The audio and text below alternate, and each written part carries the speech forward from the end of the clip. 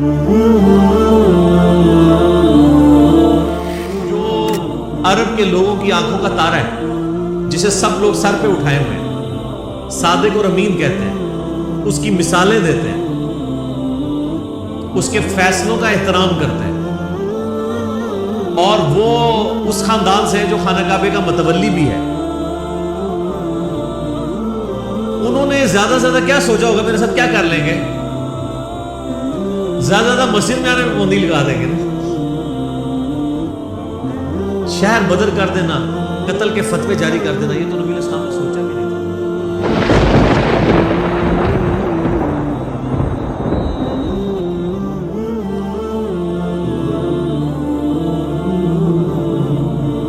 یہ جو سورۃ المدثر کی شروع کی آیات ہیں، یہ نبی صلی اللہ علیہ وآلہ وسلم پہ جو شروع کی وحی نازل ہوئی ہیں ان میں سے ایک ہے۔ صحیح بخاری اور صحیح مسلم دونوں میں حدیث موجود ہے کہ نبی صلی اللہ علیہ وآلہ وسلم پہ سب سے پہلی وحی نازل ہوئی تھی، اقرأ بسم ربک الذی خلق خلق الانسان من علق، سورۃ العلق کی ابتدائی 5 آیات۔ پھر اس کے بعد صحیح بخاری اور مسلم میں آتا ہے کہ نبی علیہ السلام پہ جو وحی کا سلسلہ تھا، اس میں فترت کا پیریڈ آ گیا، ایسا پیریڈ جس میں آپ صلی اللہ علیہ وآلہ وسلم پہ کوئی وحی نازل نہیں ہوئی، اور اس کی وجہ سے آپ صلی اللہ علیہ وآلہ وسلم بڑے غم زدہ بھی تھے۔ آپ تو چاہتے تھے جلدی جلدی قرآن نازل ہو، اور اسی دوران کافروں نے طرح طرح کی باتیں بھی کرنا شروع کر دی۔ تو فترت کے پیریڈ کے بعد جو پہلی وحی نازل ہوئی ہے وہ سورۃ المدثر کی ابتدائی آیات ہیں۔ لہٰذا آپ صلی اللہ علیہ وآلہ وسلم پہ جو شروع کی وحی نازل ہوئی ہیں ان میں سے یہ بھی چند آیات ہیں۔ بخاری اور مسلم میں اس کی ڈیٹیل آتی ہے کہ آپ صلی اللہ علیہ وآلہ وسلم فرماتے ہیں کہ جو غار حرا میں مجھ سے ایک فرشتے کی ملاقات ہوئی، جو پوری ڈیٹیل بخاری مسلم میں آئی ہے کہ انہوں نے حضرت جبرائیل علیہ السلام انسانی شکل میں سامنے آئے اور ان کا اقرا پڑھیے، تو آپ صلی اللہ علیہ وآلہ وسلم نے کہا کہ میں پڑھا ہوا نہیں ہوں۔ 3 دفعہ یہ عمل رپیٹ ہوا، اور پھر جبرائیل نے آپ صلی اللہ علیہ وآلہ وسلم کو اپنے ساتھ سینے کے ساتھ لگایا اور پھر پڑھایا، تو آپ صلی اللہ علیہ وآلہ وسلم نے یہ آیات پڑھی۔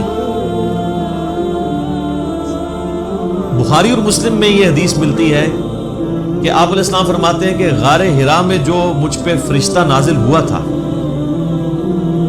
پھر کچھ عرصہ کے لیے وہ مجھ پر نازل نہیں ہوا، اللہ کی آیات لے کر نہیں آیا۔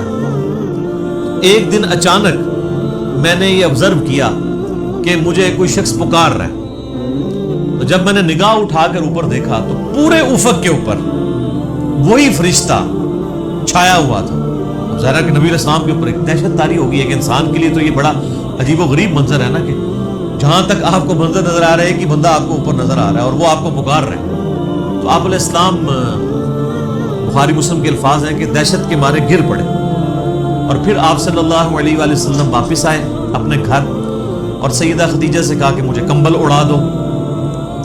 ایک تو وہ والا واقعہ بخاری مسلم میں جو سورۃ العلق کی شروع آیات میں ہوا تھا، اس میں بھی یہی الفاظ ہیں، جس میں پھر سیدہ خدیجہ کہتی ہیں کہ آپ اپنے رشتہ داروں کے ساتھ صلہ رحمی کرتے ہیں، آپ مہمان نوازی کرتے ہیں، آپ غریبوں کا بوجھ اٹھاتے ہیں، آپ لوگوں کا بڑا خیال رکھتے ہیں، اللہ تعالیٰ آپ کو تنہا نہیں چھوڑے گا۔ اس حدیث میں یہ الفاظ ہیں کہ جب یہ کمبل اڑایا گیا تو پھر اللہ تعالیٰ کی طرف سے اس فرشتے نے ندا دی اور یہ آیات پڑھی، یا ایھا المدثر قم فانذر وربک فکبر وثیابک فطہر۔ بسم اللہ الرحمن الرحیم، یا ایھا المدثر، اے چادر میں، اے کمبل میں لپٹنے والے، قم فانذر، اٹھ کھڑے ہو جائیے اور ڈر سنائیے۔ انذار تمام نبیوں کی دعوت کا مرکزی پوائنٹ ہوتا ہے، تبشیر بھی ہے لیکن وہ دوسرے نمبر پہ ہے، اس کے لیے جو دعوت قبول کر لے۔ جو مرکزی ٹاپک ہوتا ہے وہ انذار ہوتا ہے۔ انذار کہتے ہیں ڈر سنانا، کہ تم خود سے پیدا نہیں ہوئے، تمہیں اللہ تبارک و تعالیٰ نے پیدا فرمایا ہے، اور اس اللہ نے مرنے کے بعد تم سے تمہارے اعمال کا حساب لینا ہے، تم جواب دہ ہو اپنے رب کو، قیامت کے دن اللہ کے حضور تمہاری پیشی ہے۔ اس کے لیے جو ٹرم بولی جاتی ہے شریعت میں، اس کو کہتے ہیں انذار، ذال انذار، ڈر سنا۔ قرآن حکیم یعنی انذار کا لفظ تو قرآن کا پورا تانا بانا ہی اس کے گرد وَأُوحِيَ إِلَيَّ هَذَا الْقُرْآنُ لِأُنذِرَكُمْ بِهِ وَمَنْ بَلَغَ سورۃ الانعام آیت نمبر 19۔ اے نبی علیہ السلام فرما دیجئے کہ قرآن مجھے اس لیے وحی کیا گیا، اس قرآن کے ذریعے میں تمہیں بھی ڈر سناؤں اور جس تک یہ دعوت پہنچے۔ تو یہاں پہ بھی ڈر سنانے کے لیے کہا جا رہا ہے کہ آپ دعوت و تبلیغ کا کام یعنی قیام النہار والا کام اعلانیہ شروع کر دیجئے۔ وَرَبَّكَ فَكَبِّرْ اور اپنے رب کی بڑائی بیان کیجئے، یعنی بڑائی ایسی کہ جیسا حق ہے۔ ایک بڑائی تو اپنی زبان سے بیان کرنا ہے نا، وہ تو آپ دیکھ لیں ہماری اسلام کی جو عبادات سینٹرڈ اراؤنڈ جس کلمے کے ہیں نا وہ اللہ اکبر ہے۔ آپ جانور بھی ذبح کرتے ہیں تو کیا پڑھتے ہیں؟ بسم اللہ واللہ اکبر۔ صحیح مسلم میں تکبیرات موجود ہیں۔ پھر آپ عید کی جو تکبیرات ہیں جو صحابہ کرام سے نقل ہوئی ہیں، تابعین سے، المصنف ابن ابی شیبہ میں اللہ اکبر لا الہ الا اللہ واللہ اکبر وللہ الحمد۔ پھر یہ بھی آئی ہیں اللہ اکبر کبیرہ والحمد للہ کثیرہ وسبحان اللہ بکرۃ واصیلہ۔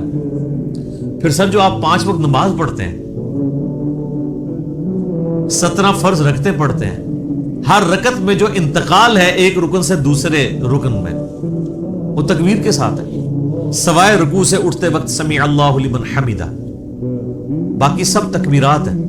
4 رکعت کی نماز کے اندر 22 تکبیرات آتی ہیں، 6 تکبیریں پہلی رکعت میں، 6 ہی تیسری میں، اور 5 تکبیرات دوسری رکعت میں اور 5 ہی چوتھی میں، یعنی ایون رکھتے جو ہیں ان میں اللہ اکبر آتا ہے 5 دفعہ، اور جو آڈ رکھتے ہیں تاک رکھتے ہیں ان میں اللہ اکبر آتا ہے 6 دفعہ۔ 22 تکبیرات تو آپ ذرا یہ دیکھ لیں، پھر باقی نمازوں کی ساری پھر سنتیں ملائیں تو سب اللہ اکبر ہی ہے۔ تو یہ تو کلمات ہیں کہ آپ نے اللہ کی بڑائی بیان کرنی ہے، بڑائی اللہ کے لیے ہے۔ ویسے ہم لفظی ترجمہ کر دیتے ہیں اللہ اکبر اللہ سب سے بڑا ہے، یہ سمجھانے کے لیے ہوتا ہے۔ اصل اس کی جو اپروپریٹ ٹرانسلیشن اردو میں بنے گی وہ یہ ہے کہ تمام بڑائیاں، تمام بزرگیاں اللہ کے لیے۔ عموماً ہم جب اردو میں بڑائی کا لفظ بولتے ہیں نا کہ کوئی بڑا ہے تو اس سے پھر ہمیں وہ ذرا سائز ذہن میں آنا شروع ہو جاتا ہے۔ اللہ تعالیٰ کے لیے تو اس طرح کی تمثیل نہیں ہے نا، لیس کمثلہ شیء وہو السمیع البصیر، اللہ کی مثل کوئی شے نہیں ہے، وہ سننے والا ہے، دیکھنے والا ہے۔ بڑائیاں، تمام طرح کی خوبیاں، بڑائیاں، بڑے سے بڑے آنر کا جو لفظ ہے، کوئی صفت ہے، وہ اللہ کے لیے خاص ہے۔ اسی کے تحت ہم یہ سمجھتے ہیں کہ اللہ تعالیٰ کو اگر کوئی شخص خدا کہہ کر یا گاڈ کہہ کر پکار لے تو یہ جائز ہے، کیونکہ کیپٹل جی سے جو گاڈ لکھا جاتا ہے انگلش میں، یہ اسی خدا کے لیے لکھا جاتا ہے جس کو سب مانتے ہیں۔ فارسی میں خدا کا لفظ اللہ کے لیے بولا جاتا ہے، لہٰذا یہ جو اہل حدیث نے ایک فتنہ کھڑا کیا ہوا ہے اسماء و صفات کا، اور وہ یہ کہتے ہیں یہ خدا کا لفظ بولنا یا گاڈ کا لفظ بولنا یا اللہ کے لیے کوئی بھگوان کا لفظ بول لے تو یہ کوئی اسماء و صفات کا مسئلہ بن جائے گا، یہ کوئی شرکیہ مسئلہ ہو جائے گا، تو یہ ان کے یعنی ایک ذہن کی آپ سمجھ لیں کمزوری ہے، ایسا نہیں ہے۔ قرآن عربی میں نازل ہوا ہے، قرآن سے پہلے جتنی کتابیں الہامی ہیں وہ تو دوسری زبانوں میں نازل ہوئی ہیں۔ وَإِن مِّنْ أُمَّةٍ إِلَّا خَلَا فِيهَا نَذِيرٌ، اللہ تعالیٰ فرماتا ہے کوئی ایسی امت نہیں گزری جس میں ہم نے کوئی نہ کوئی ڈر سنانے والا نہ بھیجا۔ تو ایک تکبیر تو ہے کہ آپ نے الفاظ بولنے ہیں، اور ایک تکبیر جو مشکل تکبیر ہے وہ دعوت و تبلیغ کا کام ہے کہ اللہ کی بڑائی بیان کرو جس طرح کے بیان کرنے کا حق ہے۔ دنیا پہ اللہ کی بڑائی قائم کر کے دکھائی ہے اللہ کے محبوب صلی اللہ علیہ وآلہ وسلم نے، یعنی وہ هو الذی ارسل رسولہ بالہدی ودین الحق لیظہرہ علی الدین کلہ ولو کرہ الکافرون ولو کرہ المشرکون۔ وہی اللہ ہے جس نے الہدا یعنی قرآن اور دین حق کے ساتھ اپنے پیغمبر کو مبعوث کیا تاکہ اسے تمام ادیان پر غالب کر دے، خواہ کافر اس کا برا مانے۔ مسند احمد میں حدیث ہے، نبی علیہ السلام فرمایا قیامت اس وقت تک قائم نہیں ہوگی جب تک کہ دنیا کے ہر گھر میں میرا پیغام نہ پہنچ جائے اور لوگ چاہتے ہوئے یا نہ چاہتے ہوئے اس دعوت کو قبول کر لیں۔ اچھا، یہ بات صحابہ کرام کو تو شاید سمجھ نہ آئی ہو کہ یہ کیسے پاسبل ہے کہ دنیا کے ہر گھر میں اتنا بڑا ڈیٹا کون رکھ سکتا ہے؟ لیکن سر آج یوٹیوب حفیظہ اللہ، گوگل دامت برکاتوں عالیہ، اسلام کے بارے میں کوئی اسٹڈی کرنا چاہے تو اس تک نہیں بات پہنچ سکتی، پہنچ کی ہوئی ایک واقعہ ہوتا ہے پوری دنیا کے اندر وہ واقعہ پہنچ جاتا ہے. تو یہ ایک میڈیا کی برکت سے یہ ساری چیزیں، اور پھر جب یہ یعنی ایک مزید آگے معاملہ بڑھے گا تو پھر تو دعوت الحمدللہ گھر گھر تک پہنچے گی. تو اس رب کی بڑائی بیان کرو، ایک تو بولنے کے اعتبار سے، باقی پریکٹیکلی بھی اس کے لیے آپ اللہ تعالیٰ کے گواہ بن کر کھڑے ہو جائیں اور انسانیت کے اوپر حجت تمام کریں.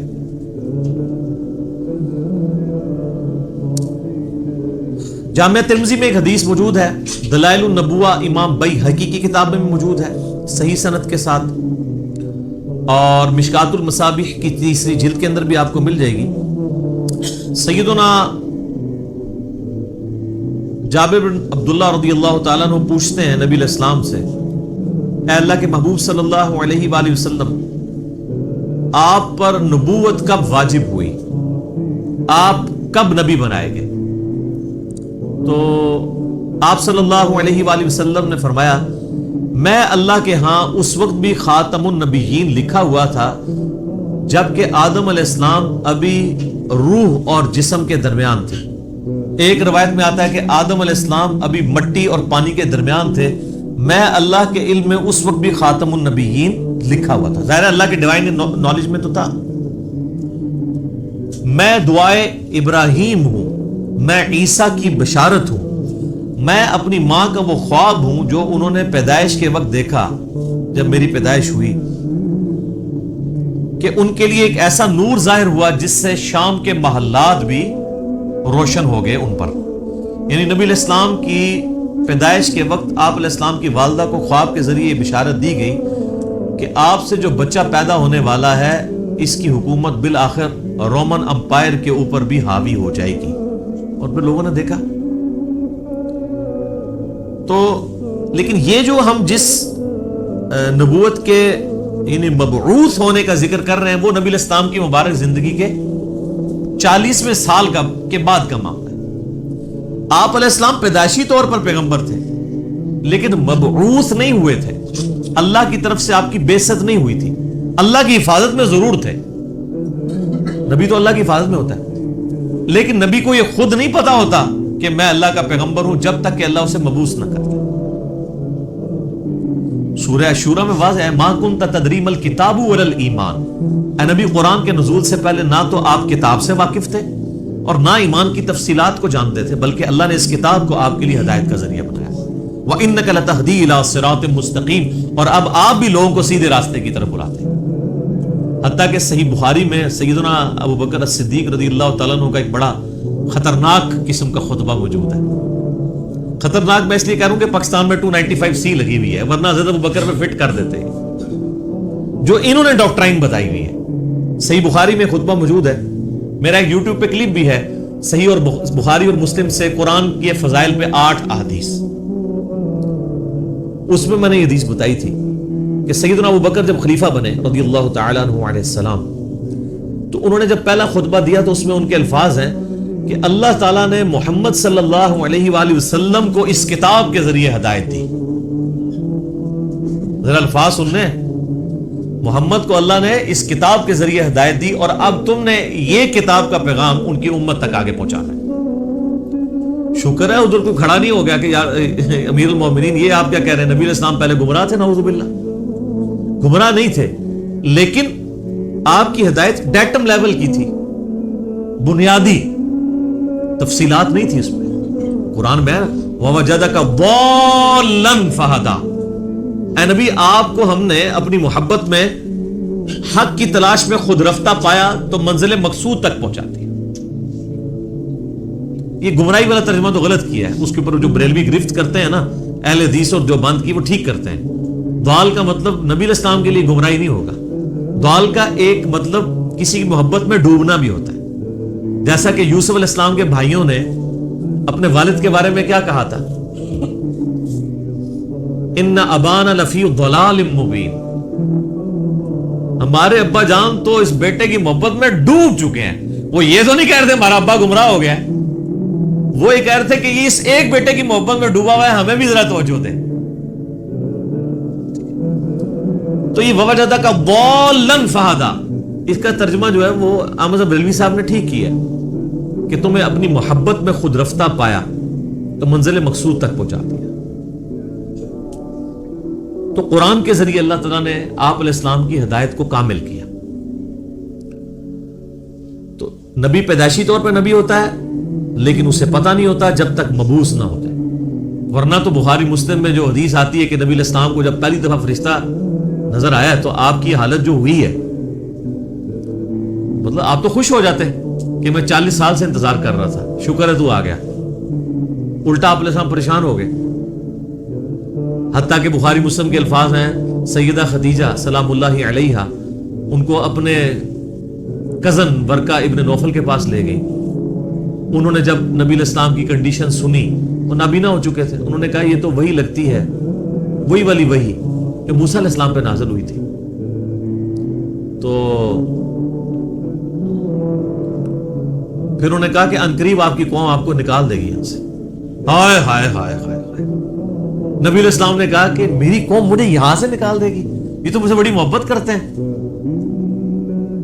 انہوں نے کہا کہ یہ دعوت ہی ایسی ہے, آپ سے پہلے جس جس پیغمبر نے اپنی قوم میں یہ دعوت بلند کی ہے نا, اسے اس کی قوم نے نکال ہی دی ہے. کاش میں اس وقت تک زندہ رہا تو میں آپ علیہ السلام کی مدد کروں گا, ورنہ وہ پہلے ہی فوت ہو گئے. ویسے تو ان کو وہ اسی لیے ان کو ہم صحابی کے طور پہ نہیں گنتے ہیں, کیونکہ نبی علیہ السلام اس وقت تک صرف نبی بن کے مبعوث ہوئے تھے, رسول نہیں بنے تھے. اس وقت سورۃ العلق کی آیات نازل ہوئی تھی. رسول تب بنے جب یہ آیات نازل ہوئی ہیں کہ اب آپ کھڑے ہوں اور لوگوں کو دعوت و تبلیغ کا کام کریں. پہلے صرف یہ تھا کہ آپ کے اوپر وہ حقیقتیں آشکار ہوئی تھی, اور 40ویں سال یہ معاملات شروع ہو گئے تھے. صحیح مسلم میں حدیث ہے کہ نبی علیہ السلام نے فرمایا کہ میں اس پتھر کو بھی پہچانتا ہوں جو بعثت سے پہلے مجھے سلام کیا کرتا تھا. تو آپ کو اشارے ملنے شروع ہو گئے تھے کہ آپ کے ساتھ کوئی ایکسٹرا آرڈنری معاملہ ہونے والا ہے. ورنہ آپ دیکھیں نا, آپ گزر رہے ہو اور پتھر آپ کو سلام کر رہا ہو تو بندے کو ایک بار یعنی چیزوں کا آئیڈیا ہونا شروع ہو جاتا ہے کہ کوئی میرے ساتھ ایکسٹرا آرڈنری. اور پھر آپ دیکھ لیں کہ آپ علیہ السلام پہ جب یہ سارے معاملات ہوئے نا, تو اللہ نے آپ کا دل کیسا مضبوط کیا ہے کہ ایک لمحے کے لیے بھی آپ کو یہ خیال نہیں آیا کہ میں کسی غلط راستے پہ چل رہا ہوں. ایکسپیرینس واقعی پہلا تھا, اس کی وجہ سے آپ پریشان ضرور ہوئے, لیکن آپ کا کانفیڈنس کبھی لوز نہیں ہوا کہ یہ کیا ہو رہا ہے. ایسا نہیں کبھی ہوا, وہ اللہ نے دل مضبوط کیا. اور یہ پیغمبر کے ساتھ غیبی تائید ہوتی ہے اللہ کی. بعض اوقات پیغمبر جو ہے وہ بچپنے میں ہی بولنا شروع کر دیتے ہیں. سورہ مریم میں آتا ہے, سورہ آل عمران کے اندر آتا ہے کہ حضرت عیسیٰ علیہ السلام جو ہیں وہ ماں کی گود میں بھی کلام کر رہے ہیں. اللہ تعالیٰ چاہے تو, اور وہ کیا کہہ رہے ہیں کہ مجھے اللہ نے پیغمبر بنایا ہے, مجھے کتاب دی ہے اور مجھے مبارک بنایا ہے, اور میں اپنے ماں باپ, میں اپنی ماں کے ساتھ اس نے سلوک کرنے والا مجھے بنایا ہے. سلام ہو اس دن پر جس دن میں پیدا ہوا, جس دن میں مروں گا اور جس دن میں اٹھایا جاؤں گا. یہ ساری گفتگو وہ کر رہے ہیں ماں کی گود میں. ان کو اللہ نے اسی وقت مبعوث کر دیا. اکثر انبیاء کو اللہ تعالیٰ نے 40 سال کی عمر میں مبعوث کیا, کیونکہ 40 سال کی عمر جو ہے نا یہ میچورٹی کی عمر ہے. حضرت موسیٰ علیہ السلام کو بھی 40 سال کی عمر میں مبعوث کیا. اس کے بعد انسان یعنی دنیا کے سارے حقائق دیکھ چکا ہوتا ہے, اتنے ایکسپیرینس اس کو آ چکے ہوتے ہیں کہ وہ اب ایک بڑے لیول کی دعوت کو لانچ کر سکتے ہیں. اور جو لوگ ذرا اس سے پہلے شروع ہو جاتے ہیں دعوت کے حوالے سے, تو وہ اللہ تعالیٰ کی طرف سے کوئی ایکسٹرا آرڈنری کسی کے ساتھ معاملہ ہو سکتا ہے, جس طرح حضرت عیسیٰ علیہ السلام تھے. اور جب انہوں نے یہودیوں کو ایڈریس کرنا شروع کیا ہے, اس وقت ہارڈلی آپ کی عمر 25 سال تھی حضرت عیسیٰ علیہ السلام کی, جب یروشلم میں جا کے انہوں نے یہودی پادریوں کو للکارنا شروع کیا. بڑے بڑے بزرگوں کی گستاخیاں جب حضرت عیسیٰ نے شروع کی, اس وقت ان کی عمر صرف 25 سال تھی. وہ تو ہی کہتے تھے نا گستاخی ہو رہی ہے ہمارے ساتھ, تو گستاخی سمجھتے تھے, کیونکہ حضرت عیسیٰ علیہ السلام ان کو کرٹیسائز کرتے تھے. میٹھی میٹھی باتیں نہیں کرتے تھے, میٹھی میٹھی باتیں کرتے تو وہ ہاتھ ڈالتے. وہ کہتے تھے تم یہ کہتے ہو اور کتاب میں یہ لکھا ہوا ہے, تم خود یہ کرتے ہو. تو انہوں نے کہا پکڑ لو اس کو. قتل کے درپے ہو گئے. وہ تو اللہ تعالیٰ نے ان کو زندہ اٹھا لیا, ورنہ وہ تو قتل کر ہی دیتے حضرت عیسیٰ علیہ السلام کو. تو اس میں ایک بڑا تلخ جملہ بولتا ہوں کہ حضرت عیسیٰ علیہ السلام جو یہودیوں نسل تھے، یہودیوں نے اپنے علماء کے زیر اثر ان کے قتل کے اوپر آمادگی ظاہر کر دی. یہ علماء کا فتنہ اتنا بڑا فتنہ ہے کہ یہ فتنہ وقت کے پیغمبر کے خلاف بھی کھڑا ہو جائے تو اس کو بھی دنیاوی طور پہ فیل کر دیتا ہے. دنیاوی طور پہ تو فیلئر ہی ہے نا. 12 بندے صرف ایمان لے کے آئے، اپنی بھی جان اللہ نے بچائی. دنیا میں تو یہ دیکھا جاتا ہے نا اس کے کروڑوں فالوور ہوں، تبھی تو بتا رہے ہوتے ہیں نا جی جناب اتنا بڑا اجتماع ہوا ہے، اتنے جلسے میں لوگ آئے. وہ کیوں بتا رہے ہوتے ہیں؟ کامیابی کے لیے. حضرت عیسیٰ علیہ السلام کے جلسے میں کتنے لوگ ہوتے تھے؟ 12، وہ بھی 2 بھی گلیلیا جھیل کے کنارے جا کے، وہ باقی تو بات ہی نہیں سنتے تھے. انہوں نے 2 بیوں کو بات سمجھ آ گئی. وہ جناب اللہ کی مرضی ہے کسی کو بات سمجھ آ جائے. ابو جہل کو سمجھ نہیں آئی ہے، بلال حبشی کو سمجھ آ گئی ہے، عمار ابن یاسر کو سمجھ آ گئی ہے، یاسر اور سمیہ کو سمجھ آ گئی ہے رضی اللہ عنہم اجمعین وعلیہم السلام اجمعین. والذین جاہدوا فینا لنہدینہم سبلنا، جو لوگ کوشش کریں گے انہی کو بات سمجھ. تو نبی علیہ السلام کو اب باقاعدہ حکم ہوا ہے کہ آپ نے اپنے رب کی بڑائی کے لیے کھڑے ہو جانا ہے. وَثِيَابَكَ فَطَهِّرْ، اور اپنے کپڑوں کو پاک رکھنا ہے. یعنی پیغمبر مبعوث ہوا ہے اور اسے کپڑوں کی پاکیزگی کا حکم دیا جا رہا ہے. اور صوفیاء کے ہاں جس نے سب سے زیادہ گندے کپڑے پہنے وہ اتنا بڑا بزرگ ہوتا ہے. Point to be noted. ہاں آپ تصوف کی کتابیں پڑھ کے دیکھیں سر، یہ تذکرۃ الاولیاء جو ایک سمجھ لیں مدر بک ہے تصوف کی، شیخ فرید الدین عطار المتوفا 632 ہجری، جس کے حوالے فضائل اعمال، فضائل صدقات، فضائل سنت، یہ سارے بزرگ بابوں کی کتابوں میں ملیں گے، جن سے اب طارق جمیل صاحب نے بھی اعلان برات کر دی ہے اللہ کے فضل سے. وہ سارے واقعات ادھر سے ہی چھاپے مارے ہوئے. اس میں آپ کو کئی بزرگوں میں ملے گا کہ ان کو جوئیں پڑی ہوئی ہوتی تھی، اگر کوئی جوں نیچے گرتی تھی وہ اٹھا کے پھر رکھ لیتے تھے اوپر، کہتے تھے میرے اللہ کی مہمان ہے. لوگ کہتے ہیں سبحان اللہ. اور بخاری مسلم میں موجود ہے ایک صحابی کے سر میں جوئیں پڑ گئی اور نبی علیہ السلام کے ساتھ انہوں نے احرام یعنی باندھا ہوا تھا. تو انہوں نے کہا یا رسول اللہ مجھے یہ تو جوئیں پڑ گئی ہیں، جوئیں تنگ کر رہی ہیں، تو مجھے اجازت دیں میں بال منڈوا دوں. اب آپ جب تک احرام کی ساری پابندیوں سے آزاد نہیں ہوتے ہیں اس وقت تک تو بال نہیں منڈوا سکتے. پھر نبی علیہ السلام نے ان کو بال منڈوانے کی اجازت دے دی اور اس کے اگینسٹ پھر انہوں نے جو ہے نا وہ ایک دم بھی دیا. تو بعد کے بزرگ جو ہیں وہ جوئیں اٹھا کے اوپر رکھتے ہیں، گندے مندے رہتے ہیں. اور بلکہ سب سے بڑا بزرگ وہ ہوتا ہے جو گندا بھی نہ رہے، کپڑے ہی سارے اتار دے، اس کو سب سے بڑا بزرگ مانا جاتا ہے. وہ کہتے ہیں مجذوب ہے یہ، یعنی اللہ تعالیٰ کی محبت میں غرق ہو چکا ہے. یعنی اس کا مطلب ہے کہ اللہ کی محبت میں غرق ہونے کا مطلب یہ ہے کہ بندے کے کپڑے پہلے چلے جاتے ہیں. تو اللہ تعالیٰ کی معرفت سب سے زیادہ مخلوقات میں سے کن کو ہوتی ہے؟ انبیاء کو. تو کہیں ملتا ہے کہ انبیاء کرام علیہ السلام پہ جب اللہ کی محبت کا غلبہ ہوتا تھا تو وہ کپڑے اتار دیتے تھے؟ کہیں ملتا ہے ایسی بات؟ تو یہ پھر اس لیے ہم کہتے ہیں کہ انبیاء کا جو دین ہے وہ اور ہے، بابوں کا دین اور ہے اور کتابوں کا دین اور ہے.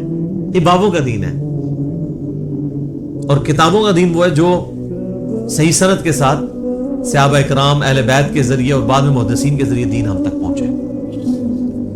نبی علیہ السلام کو شروع کی وحی میں کہا جا رہا ہے کہ آپ نے اپنے کپڑوں کو پاک صاف رکھنا ہے، روحانی طور پہ بھی پاک رکھنا ہے. یعنی ایک اللہ تعالیٰ نے جیسا کہ سورۃ الاعراف میں آتا ہے کہ تقویٰ کا لباس سب سے بہتر لباس ہے. تو وہ یعنی آنکھوں کی پاکیزگی، ہاتھوں کی پاکیزگی، ایک تو فزیکل نجاست سے بھی اور روحانی طور پہ بھی، حرام کی طرف نگاہ نہ اٹھے، ہاتھ حرام کی طرف نہ بڑھے. تو فزیکل نجاست بھی ختم کرنی ہے اور انٹلیکچوئل نجاست بھی ختم کرنی ہے. اور کیا کرنا ہے؟ وَالرُّجْزَ فَاهْجُرْ، اور بتوں سے بھی آپ نے دور رہنا. آپ علیہ السلام پیدائشی طور پہ ہی بتوں سے ہمیشہ دور رہے. اب اسٹرکٹلی آ رہا ہے کہ اس چیز کو آپ نے اب پریکٹس کرنا ہے. وَلَا تَمْنُن تَسْتَكْثِرْ، اور کسی پر احسان نہ کیجئے زیادہ لینے کی نیت سے. یعنی کسی کے ساتھ اگر آپ نیکی کر رہے ہیں تو دماغ میں یہ نہ رکھیں کہ میں اس کے ساتھ نیکی کر رہا ہوں تو یہ بدلے میں میرے ساتھ کرے گا. بے لوث ہو کے کریں، ایثار کے جذبے کے تحت. وَلِرَبِّكَ فَاصْبِرْ، ہائے ہائے یہ ہے بات. اپنے رب کے لیے صبر پھر اختیار کیجیے. یعنی آپ کو بتایا جا رہا ہے کہ اب یہ معاملہ کوئی اتنا آسان نہیں ہونے والا. آپ ذرا دیکھیں جب یہ آیات نازل ہو رہی ہیں اس وقت تو آپ علیہ السلام کے تو دماغ میں بھی نہیں یہ بات کہ میرے ساتھ آگے ہونا کیا ہے.